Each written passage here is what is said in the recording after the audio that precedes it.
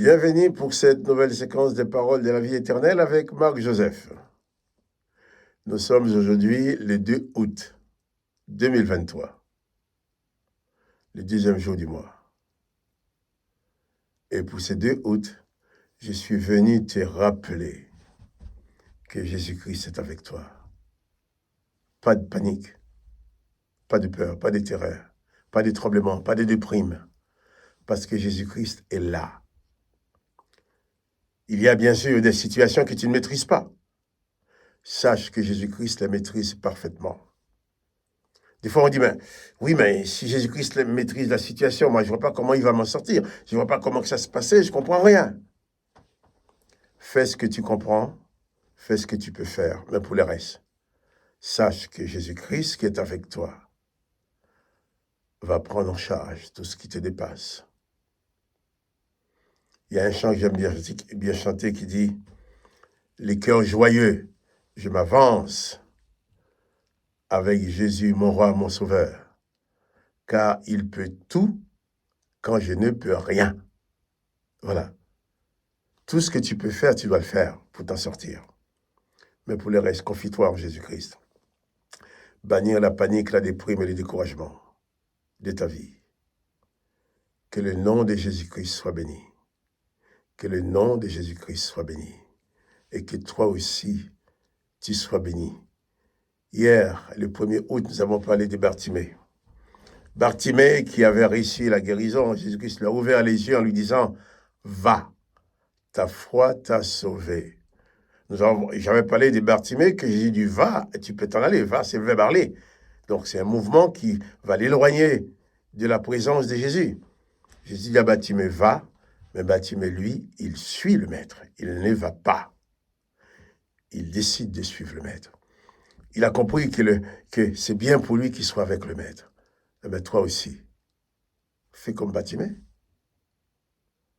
Suis Jésus-Christ sur le chemin de ta vie. Il est devant toi. Il te précède.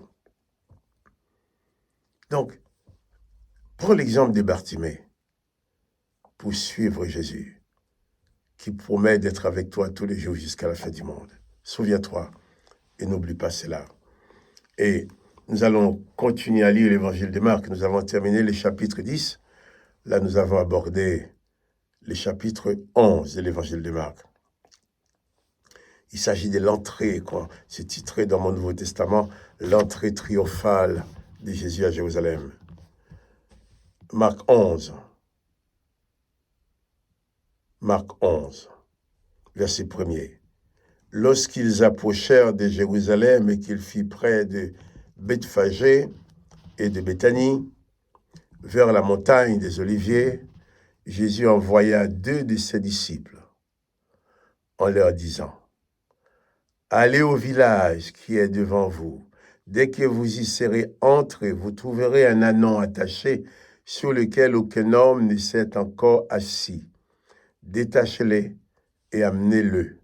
Si quelqu'un vous demande pourquoi faites-vous cela, répondez, le Seigneur en a besoin. Et à l'instant, il le laissera venir ici. » Voilà, Jésus qui envoie ses disciples, 2 de ses disciples, il leur demande de lui dévancer pour aller chercher un ânon. Et verset 4, les disciples étant allés trouvaient l'ânon attaché dehors près d'une porte, au contour du chemin, et ils les détachèrent.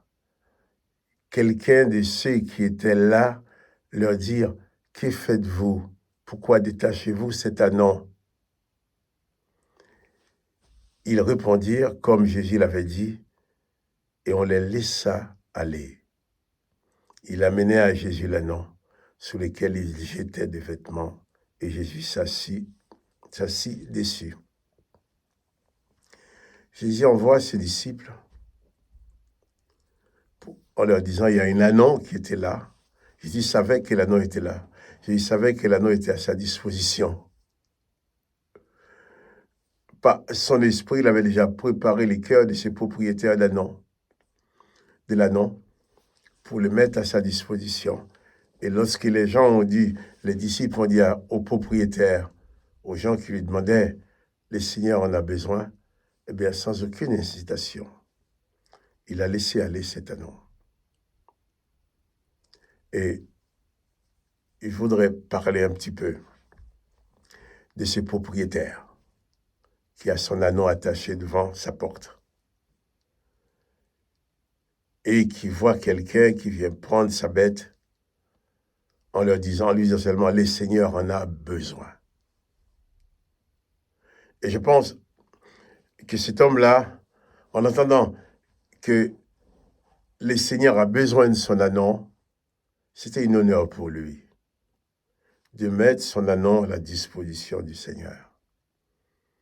Et le Seigneur Jésus connaissait les cœurs de cet homme, c'est pourquoi il a dit à ses disciples, si quelqu'un vous demande pourquoi vous prenez l'anneau, dites-lui, le Seigneur en a besoin.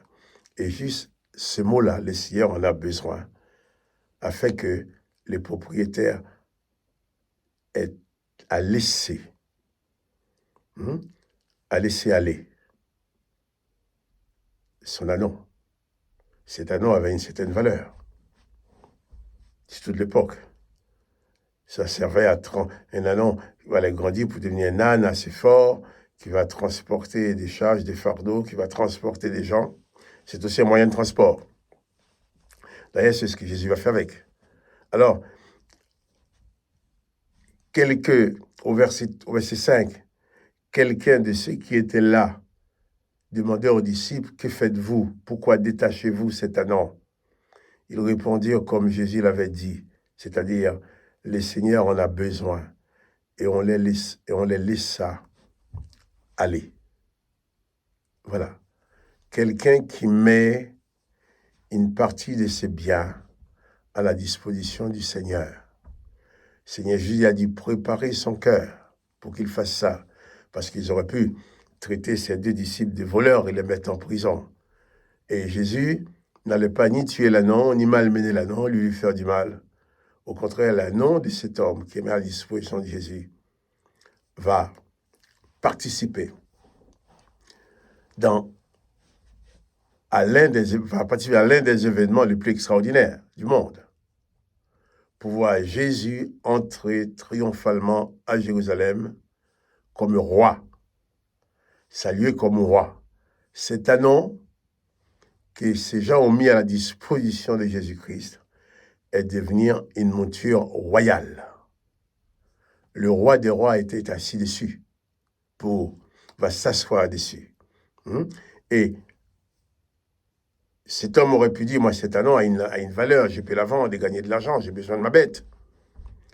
Mais la mettant à la disposition de Jésus, cette bête a connu un événement glorieux, un événement de gloire. Et cet homme aussi, je pense, il était content de voir. Bon, le texte ne dit pas si cet homme a récupéré son anneau. Après, on ne nous parle pas, mais ce que je sais, c'est ce qui est écrit, c'est que quand on met volontairement une partie de ses biens au service de Jésus-Christ, on le fait avec son cœur. Il ne faut pas le faire parce qu'on t'y oblige. On voit que cet homme n'a manifesté aucune résistance quand on lui a parlé, on a dit que le Seigneur en a besoin. Et Jésus a utilisé cet anneau. Il est monté dessus. Et j'imagine cet homme heureux de voir sa bête servir la cause de Jésus-Christ. Toi et moi, posons-nous la question. Qu'est-ce que nous pouvons mettre à disposition pour la prédication de l'Évangile? Seulement.